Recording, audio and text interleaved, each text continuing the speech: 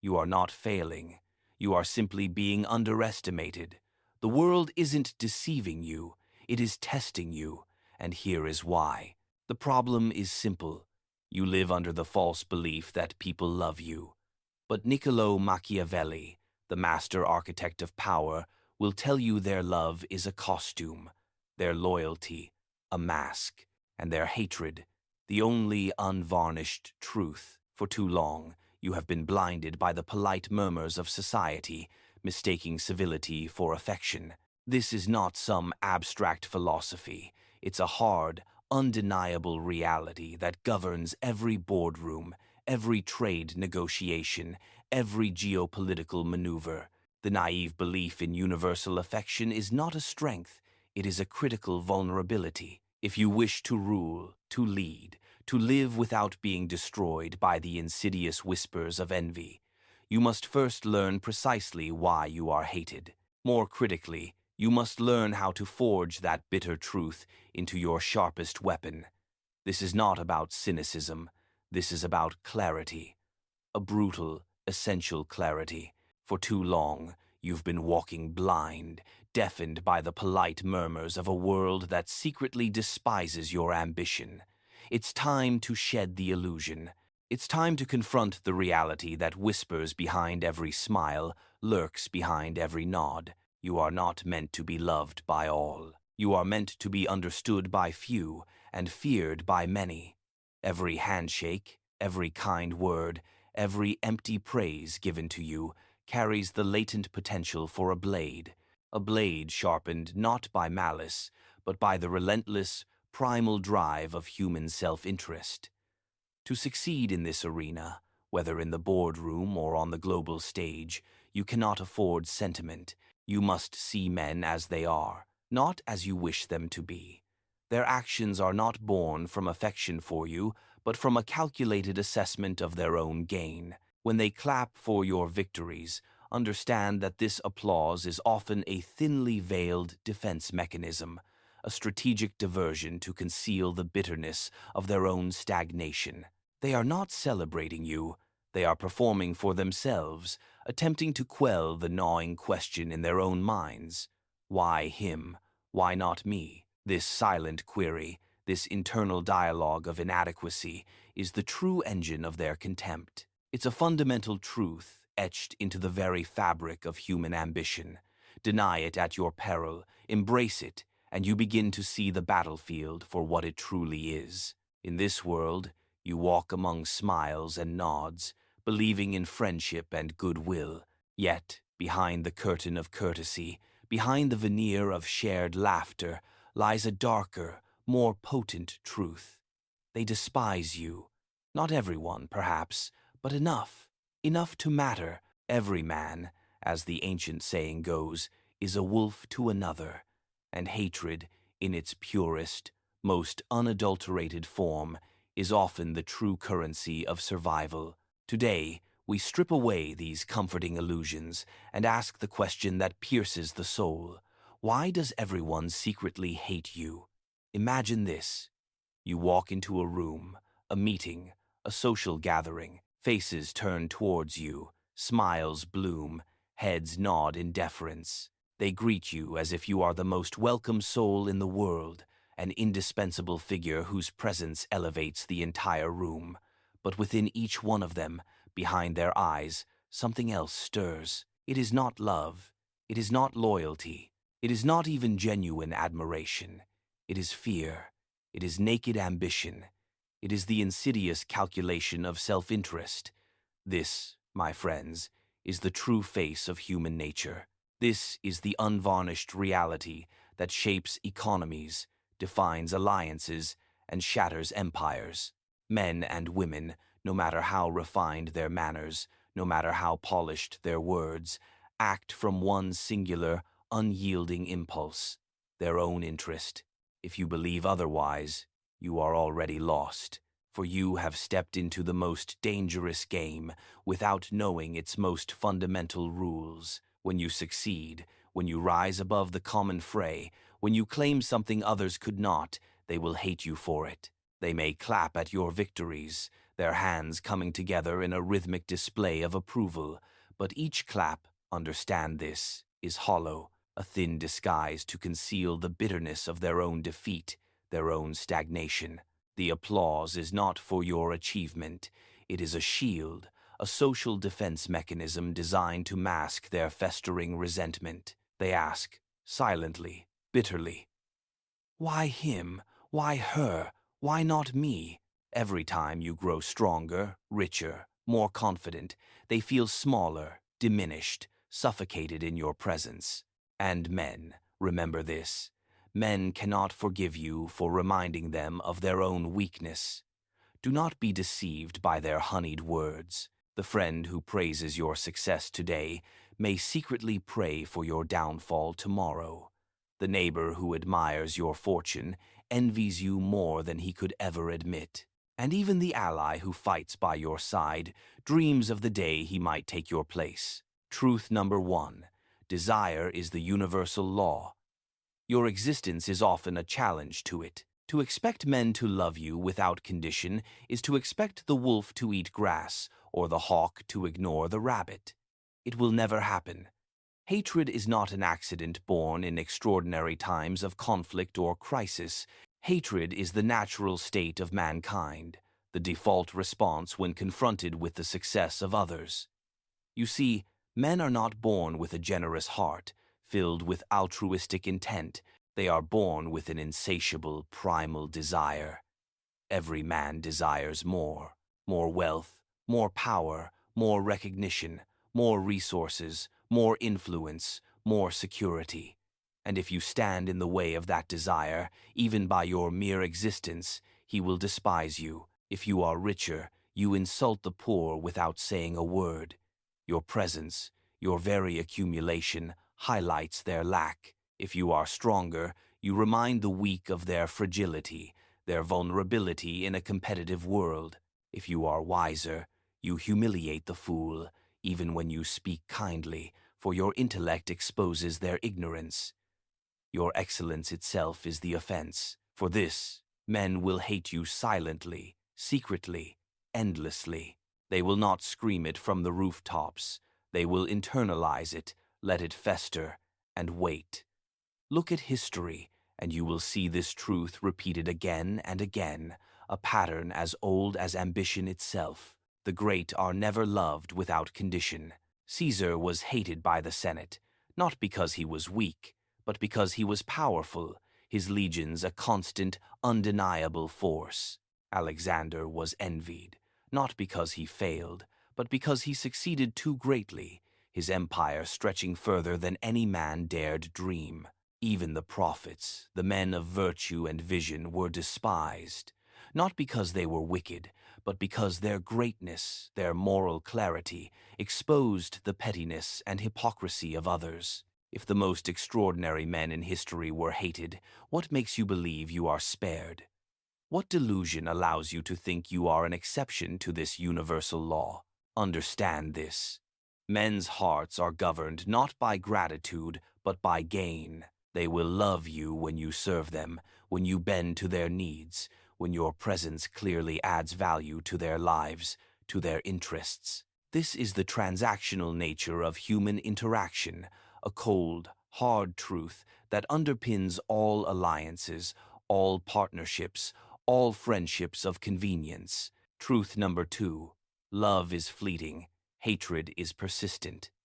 The moment you are no longer useful, the moment you no longer provide what they desire, their superficial love vanishes like smoke in the wind.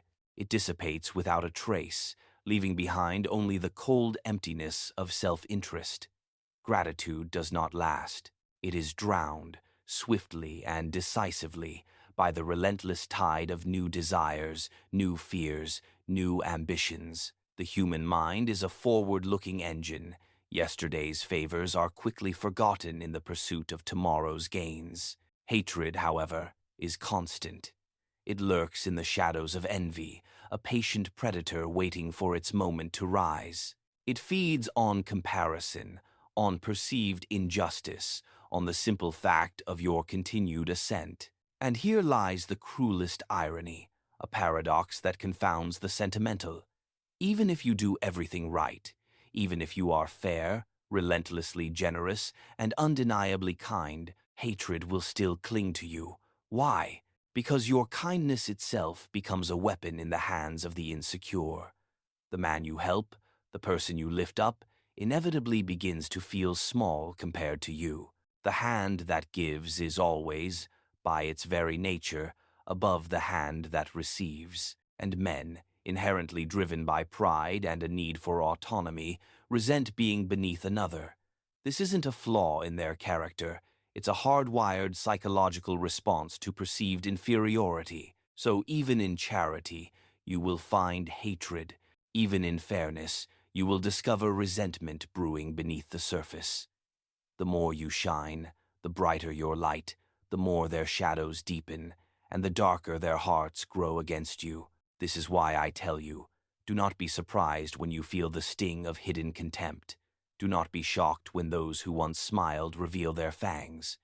It is not betrayal in the conventional sense. It is not an exception to the rules of human conduct. It is, instead, the natural law of mankind, operating precisely as it was designed.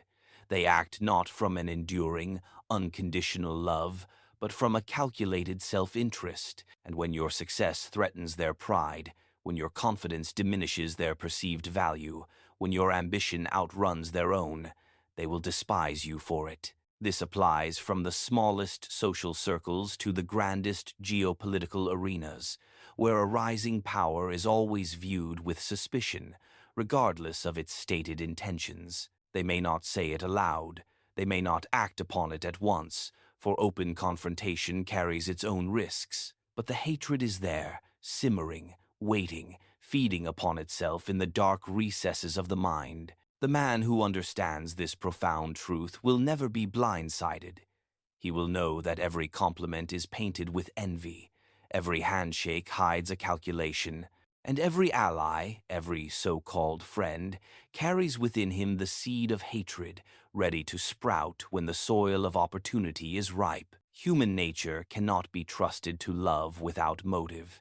It can only be relied upon to serve its own ends, to relentlessly pursue its own advantage. And when your existence, your success, or your very presence disrupts those ends, you will see the true, unvarnished face of men. Look closely at the people around you, those who call themselves your friends, your companions, even your steadfast allies. They laugh with you. They toast your victories with effusive praise. They pat your back with warm hands and speak words dipped in honey, designed to soothe and reassure. But what you must understand, what you must internalize, is that these gestures are not always born from genuine loyalty or affection. They are masks, carefully crafted, intricately designed masks, worn to hide what truly lies within their hearts. For behind every smile may linger the bitter taste of envy, and beneath every handshake may fester the corrosive acid of resentment. This is the great deception of human nature. Men rarely show their true feelings, their deepest, most predatory impulses. To live in society, to navigate its complex web of interactions, they must wear masks. Masks of friendship, masks of respect, masks of unwavering devotion. They must, for open hatred is too dangerous, too costly, too revealing of their true intentions. If your so-called friend despises you, if he resents your power or envies your fortune, he will not announce it. He will not declare war. No, he will conceal it beneath the mask of civility, of camaraderie, for he knows that to strike openly is to risk ruin, to invite retribution. The dagger is not waved in the sunlight, drawing attention to its gleam. It is hidden beneath the cloak, waiting for the right, opportune moment to pierce. Truth number 3. The mask is the weapon.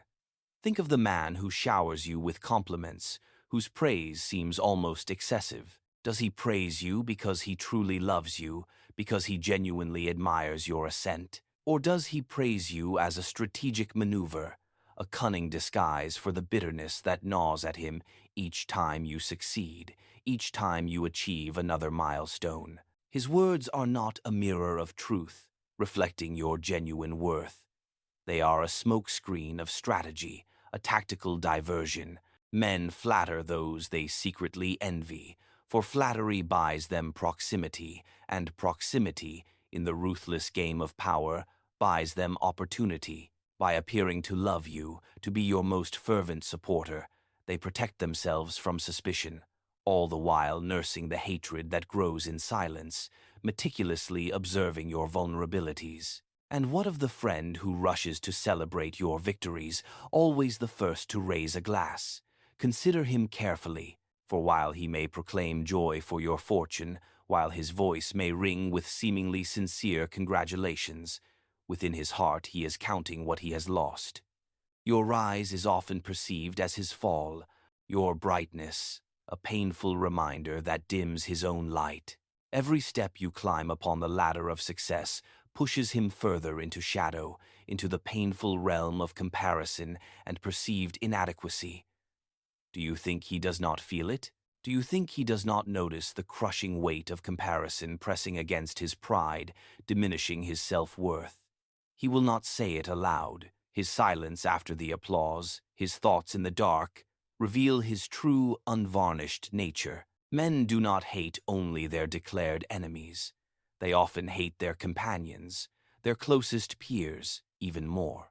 For their companions are close enough to remind them daily, intimately, of what they lack, of what they have not achieved. A stranger's wealth or strength is easier to bear. It is distant, abstract, almost unreal, a fantasy. But the tangible success of a friend, the undeniable fortune of a neighbor, the raw power of a colleague, these are like knives pressing against the skin, constant, irritating, unavoidable. The proximity of another's greatness makes men restless, and restlessness, left unchecked, feeds directly into corrosive resentment. So they smile, they nod, they embrace. But behind the mask, their hearts burn with a silent, consuming fire. This is why you must not take friendship at face value. Words of loyalty mean little, for loyalty is too often a performance, a strategic act. Men act out the role of devotion because it suits their immediate needs. They say, "I am with you," because it grants them shelter, protection, or a tactical advantage. But in their secret thoughts, in the quiet corners of their minds, they are constantly imagining how they might surpass you, how they might inherit your place, how they might rise should you falter or fall. Friendship is too often a mask worn to conceal raw ambition. Consider the courtier who kneels before the prince, proclaiming eternal service, swearing an unbreakable oath of fealty. Does he do so purely out of love, out of unwavering devotion? No, he kneels because the prince holds power, and proximity to power is immensely profitable. It offers opportunity, status, and security. But the same courtier, if that prince were suddenly stripped of his throne, if his power evaporated, would not kneel at all. He would turn his devotion elsewhere, to the rising star, to the new master, to whoever holds the reins of power. What was once loyalty, an apparently unbreakable bond, would dissolve like mist in the sun, revealing its true, utilitarian nature. So it is with every man who claims friendship. They love not you, but what they gain by standing beside you. Even in moments of intimacy, when secrets are shared and bonds seem unbreakable, beware. For the man who knows your secrets holds a potent weapon, a vulnerability to exploit, and men, driven by self-interest, cannot resist the temptation to wield it when it serves their ultimate interest. What you confess in trust today may be meticulously recorded, mentally filed away, and used against you tomorrow, when ambition decisively outweighs affection. The mask of friendship is not only a disguise of words, but a sophisticated tool, a cunning strategy to gather knowledge, to accumulate power, to meticulously prepare for the moment when betrayal becomes convenient, advantageous, and necessary for their own ascent. Do not think this is mere cynicism, for it is history itself that proves the point, with countless examples How many kings were betrayed not by their declared enemies, but by their closest companions, those they trusted implicitly? How many generals were abandoned by those they once called brothers in arms? How many great men fell not by the sword of an enemy, but by the insidious hand of a supposed friend? The truth is bitter, perhaps unpalatable, but it cannot be denied. Those who stand nearest to you, those who embrace you the tightest, are often the very ones who secretly plot your downfall, meticulously planning their ascent upon your ruins. The mask of friendship is necessary precisely because open hatred reveals too much, too soon. It exposes intentions, making a target of the aggressor. So men hide behind courtesy, behind civility, behind the elaborate theater of loyalty. They say what you wish to hear. They act as you wish them to act. All the while, guarding their true feelings like a soldier hides his blade beneath his cloak, ready for deployment. And if you do not see this, if you trust too easily in the masks they wear, then you will be destroyed not by your overt enemies, but by those who pretended to love you most. This is not a personal failing. It is a strategic error. Truth number 4. Power is a fire. It warms you. It burns others. Power is a fire. It warms you. It lights your path, providing clarity and direction. It protects you from the bitter cold of vulnerability. But to everyone else who cannot touch it, who can only observe its distant glow, it burns their eyes and scorches their pride.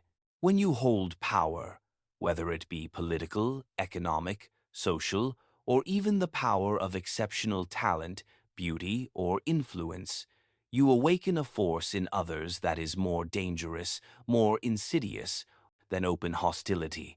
That force is resentment. This resentment grows not because you have necessarily wronged them, not because you have committed a tangible injustice. It grows because your very existence, your undeniable success, reminds them of what they lack, of what they have not achieved, of what they desire but cannot possess. Think of the man who sees you command respect, whose words carry weight, whose presence demands attention. He may bow his head, he may act submissive, outwardly conforming to your authority, but inside he feels the crushing weight of humiliation, the silent sting of inferiority. Why does the world bend for you and not for him? Why do men listen intently when you speak, while his voice drowns in the noise, unheard and unheeded? He cannot accept that you are above him. So his heart twists with silent hatred, a corrosive anger directed not at your actions, but at your being. He will never show this openly, for to oppose you outright might be ruin, an act of self-destruction. But in the privacy of his thoughts, he resents you with every breath, cultivating a bitterness that waits for its moment to bloom. Understand this. The higher you rise, the more enemies you inevitably create, not because you have harmed them directly, but because your ascent, your very existence, exposes them. Your wealth highlights their poverty, starkly contrasting their lack. Your influence reminds them of their obscurity, their insignificance in the grand scheme. Your confidence magnifies their insecurity, forcing them to confront their own doubts. The crown on your head is not only a symbol of your triumph, it is a cruel mirror that reflects their failures directly back to them. And men, Machiavelli understood, men cannot forgive those who force them to see their own weakness, their own deficiencies. Even if you distribute your power with generosity, attempting to soften its edges, resentment will still follow, an inescapable shadow. If you give wealth, those who did not receive enough, or those who received nothing, will curse you in silence, perceiving your act of charity as an insult rather than a kindness. If you grant favors, those excluded will despise you, feeling overlooked and undervalued. If you raise one man above the others, the rest will whisper in jealousy, their envy fermenting into active malice. No matter how carefully you balance the scales, how judiciously you attempt to distribute your influence, resentment clings to power like an unshakable shadow, for power, by its very nature, cannot be shared equally. And inequality, in its raw, undeniable form, is the fundamental seed from which hatred grows. It is a primal response to perceived imbalance. History itself testifies to this truth, etched in the rise and fall of empires, in the struggles for dominance. The great rulers were not hated for their cruelty alone, but for their success, their dominion, their undeniable ability to rise above the masses, to seize and maintain control. Consider Caesar, who returned to Rome with glory unmatched, his triumphs resounding through the streets. The people cheered, yes, but the senators, those who saw their own power diminish with his ascent, seethed. They cloaked their resentment in the language of justice, of republican virtue, but beneath it lay a potent cocktail of envy, fear, and profound humiliation. His greatness was their insult, and they ultimately chose daggers over submission. Consider Napoleon, admired globally for his military brilliance, yet despised by kings across Europe who could not rival his genius, his strategic acumen. His victories were not celebrated by his peers, by the established monarchs. They were cursed, vehemently, fiercely. For each triumph diminished their own worth, challenged their divine right. And it is not only kings and emperors who suffer this fate. In every walk of life, from the highest echelons of government to the most cutthroat corporate environments, the powerful draw resentment. The successful merchant is hated by his competitors, who wither in his shadow, their businesses unable to keep pace. The beautiful woman is envied by those who cannot match her radiance, her effortless allure. The eloquent speaker is loathed by those whose words fall flat, whose voices are ignored. Power is not only crowns and armies. It is any advantage that elevates one man above another. And wherever that advantage exists, resentment follows like a faithful, persistent servant. This is why the powerful must never be naive. If you think admiration is pure, untainted, you fundamentally misunderstand men. Admiration is often admiration poisoned with envy. Praise may sound sweet, but beneath it lies the bitter tang of jealousy. They may cheer for your victories, but in their hearts they long, desperately, for your defeat. Because your triumph, your ascent, is their humiliation, and the more you rise, the deeper that resentment grows, becoming more potent, more dangerous. The paradox of power is this: men desire it desperately, hungrily, as if it were oxygen itself. Yet they despise those who possess it, who wield it with authority. They will bow to your authority because they must, out of necessity, not because they wish to, not out of genuine respect for your person. They will follow your command out of compulsion, not devotion. Their obedience is not a gift of love, but a survival instinct, a calculated risk assessment. And the moment they feel strong enough to challenge you, the moment they perceive a weakness, the mask of loyalty will shatter, revealing the festering resentment that has been there all along, patiently waiting. This is why those who rule, those who lead, must be wary not primarily of their declared enemies, who stand outside their walls and can be openly confronted. No, the greater danger lies in the subjects within your reach, the companions who smile and flatter. They carry resentment in silence, and silence, remember this, silence is far more dangerous than an open challenge. A man who resents you waits, studies your patterns, calculates your weaknesses. He hides his intentions, his true feelings, until the precise moment arrives when your guard is lowered, when you are distracted, when circumstances align for his benefit. And then he strikes. Even in small matters, in the microcosm of daily life, resentment is inevitable. The student who excels, who effortlessly masters the material, is often despised by his classmates, whose own struggles are highlighted by his brilliance. The worker who is promoted, who ascends the corporate ladder, is whispered about by his peers, their own stagnation amplified by his success. The leader who earns trust, who inspires loyalty, is undermined by his rivals, whose ambition is thwarted by his competence. Every advantage breeds envy, and envy, left unchecked, ripens into hatred. This cannot be prevented. It can only be managed, anticipated, and strategically wielded. For to have power, to wield any form of influence, is to inevitably invite resentment, and to pretend otherwise, to ignore this fundamental truth, is to walk blindfolded into ruin, a path chosen by the naive and the weak. So when you rise, when you claim what others cannot, know that their hearts are turning against you, even as their mouths praise you. Their clapping hands conceal clenched fists. Their bows conceal silent curses. Their smiles conceal teeth sharpened with jealousy, ready to bite. Power is the throne upon which resentment kneels, and though it kneels, it never forgets, it never forgives, it never ceases to grow, waiting for its chance. Truth number 5. The question of leadership, love or fear. When a man holds power, he must ask himself a question older than kingdoms and sharper than the blade of any sword. Is it better to be loved or to be feared? Many rulers, many leaders, many ordinary men cling to the romanticized idea that love is enough, that affection and loyalty born from warmth, from shared camaraderie, will bind others to them forever. But love, understand this, is a fragile bond. It breaks when tested. It fades when no longer useful, when circumstances shift. It withers in the face of ambition, in the cold light of self-interest. Fear, however, fear endures. Fear compels obedience, even when love has long evaporated, even when affection has turned to dust.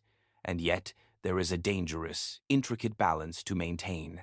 For hatred is born when fear is not tempered with wisdom, when it descends into cruelty. Think of those who claim to love you. Their love is conditional, a transaction.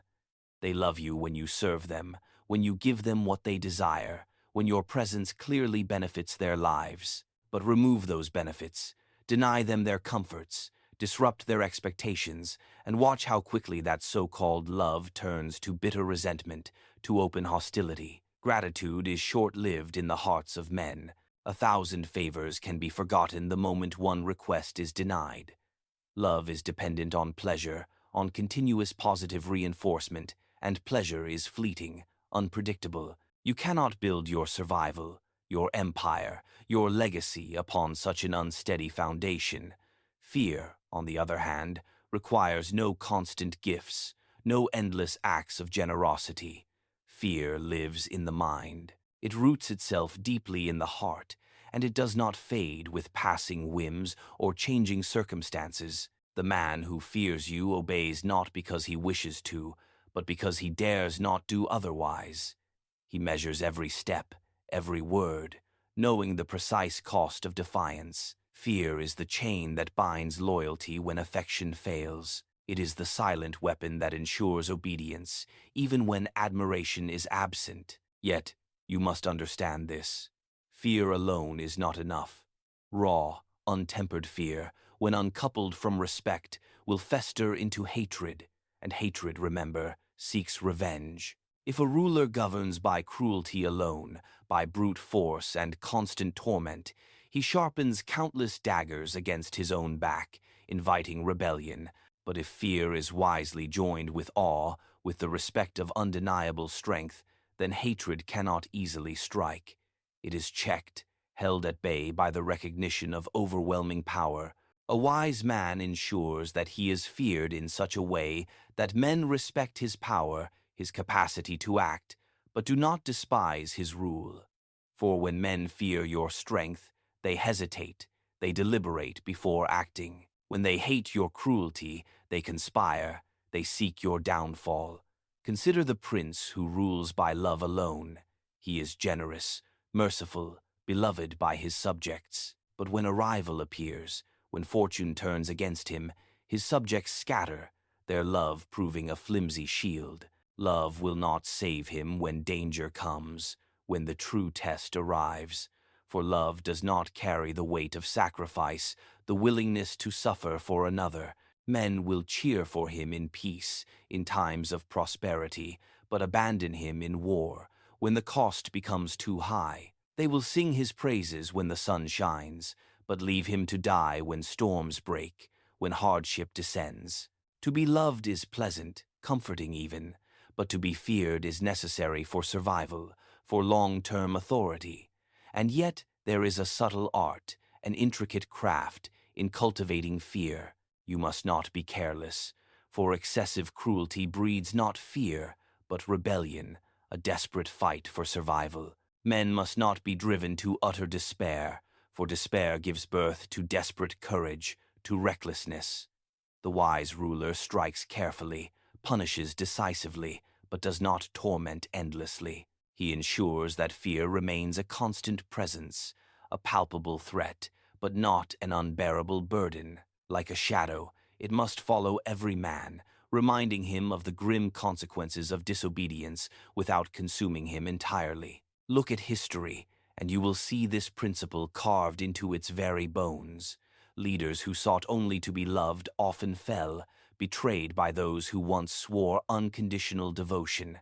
Leaders who inspired fear, carefully balanced with respect, endured longer, their reign more stable, for their enemies hesitated and their subjects obeyed even when affection was absent. Men may admire kindness, but they bow before power. They may smile at love, but they tremble at fear. And trembling, remember, is far stronger than smiling when survival is at stake. Even in the smallest circles of life, the truth is the same. A father who seeks only love from his children risks losing their respect, their discipline. A teacher who relies only on kindness risks losing control of his students, their attention and obedience. A leader who demands only affection risks being mocked behind his back, his authority undermined. But the one who commands respect through firmness, through discipline, through the careful balance of fear, secures an authority that love alone could never grant. For love is optional, a choice, but fear, when wisely cultivated, is unavoidable. Men are fickle in their affections, but steadfast in their fears. They may forget your kindness, but they will not forget your strength. They may betray a man they love if it serves their interest, but they will hesitate to betray a man they fear, for the cost is simply too high. This is the stark reality of human nature. Love is a luxury, fear is a necessity. Truth number 6. Hatred is the price of significance. A wise man does not reject love when it comes, but he does not rely on it as his primary foundation. He builds his empire, his influence, his security on the bedrock of fear.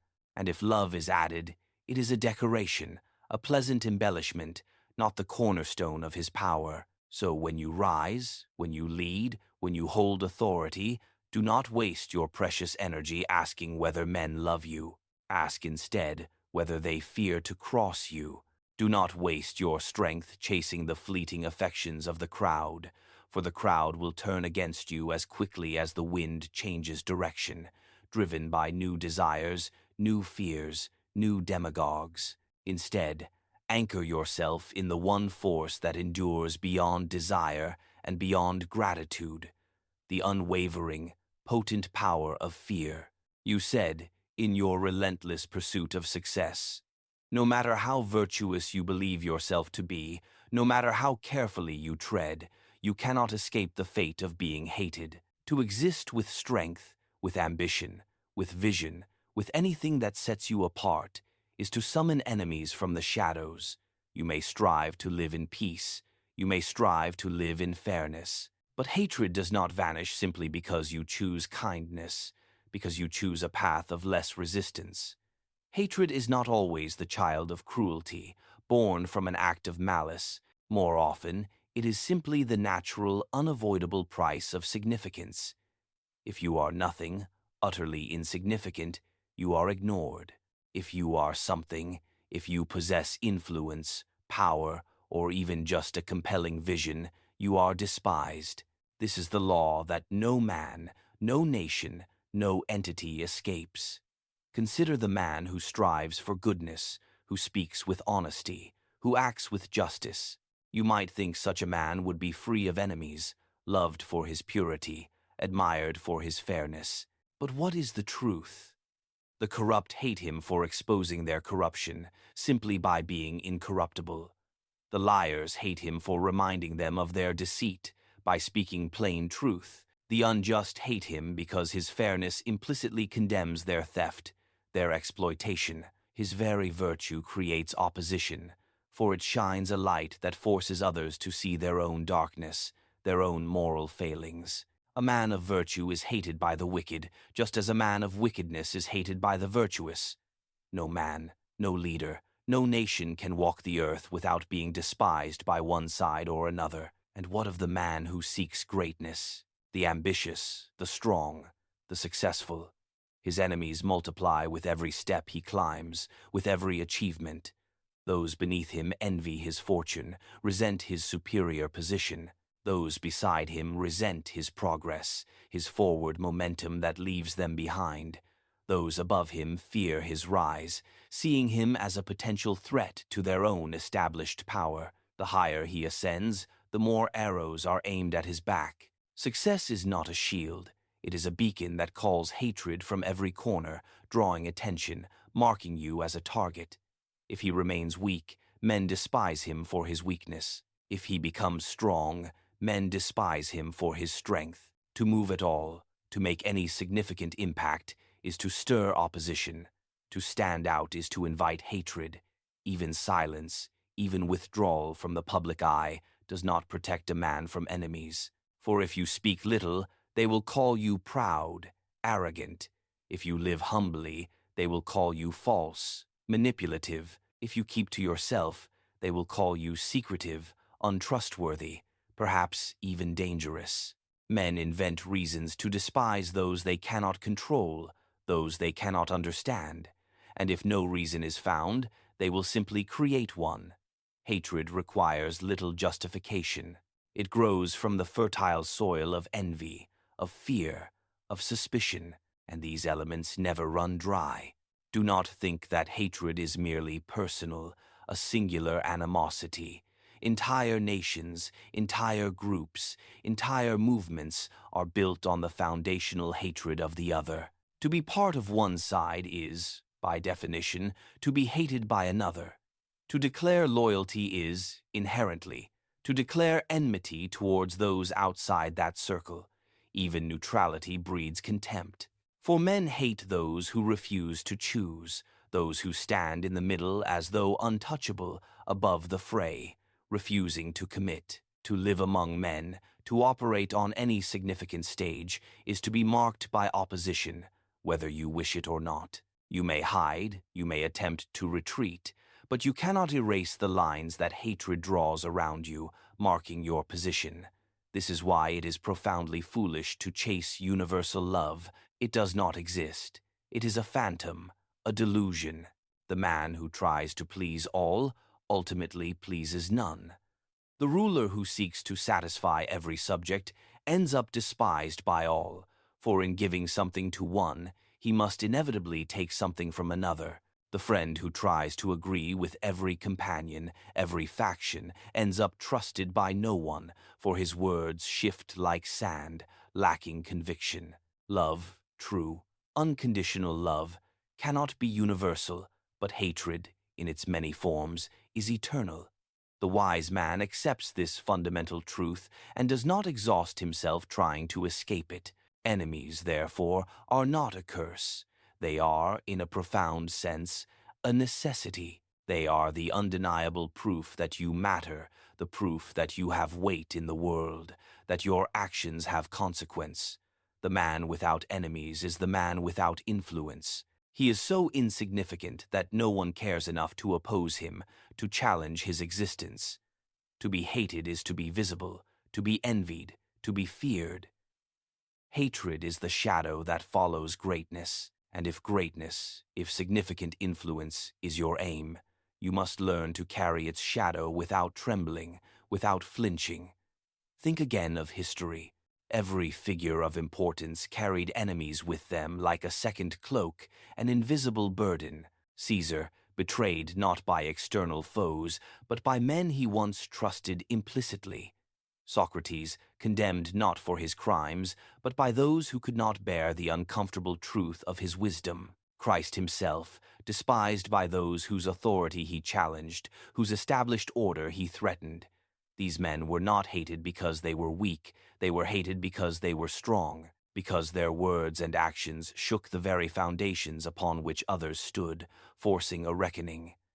Their enemies were inevitable, because their influence was inescapable, and so it is with you.